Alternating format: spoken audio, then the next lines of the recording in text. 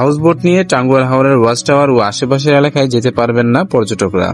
সুনামগঞ্জ জেলা প্রশাসন হাওরের পরিবেশ ও জীববৈচিত্র্য রক্ষায় হাউসবোট নিয়ে টাঙ্গুয়ার হাওরের নির্দিষ্ট কিছু অংশে পর্যটকদের প্রবেশাধিকার স্থগিত করেছে। টাঙ্গুয়ার হাওরের জীববৈচিত্র্য রক্ষা ও পরিবেশের ক্ষতি রোধকল্পে টাঙ্গুয়ার হাওরের ওয়াচ টাওয়ার ও আশেপাশের এলাকায় পর্যটকবাহী হাউসবোটের গমনাগমন পরবর্তী নির্দেশনা না দেওয়া পর্যন্ত স্থগিত ঘোষণা করা হলো। একই সঙ্গে পরিবেশের জন্য ক্ষতিকারক যাবতীয় কার্যকলাপ থেকে সকলকে বিরত থাকতে নির্দেশনা দেওয়া হলো।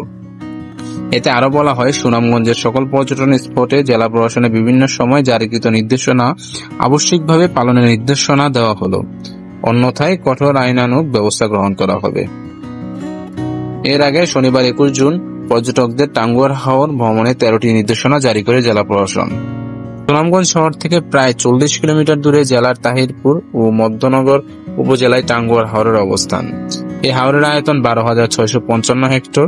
হাওরের ছোট বড় 109টি বিল রয়েছে। হাওরের ভেতরে জালের মতো অসংখ্য খাল ও নালা রয়েছে।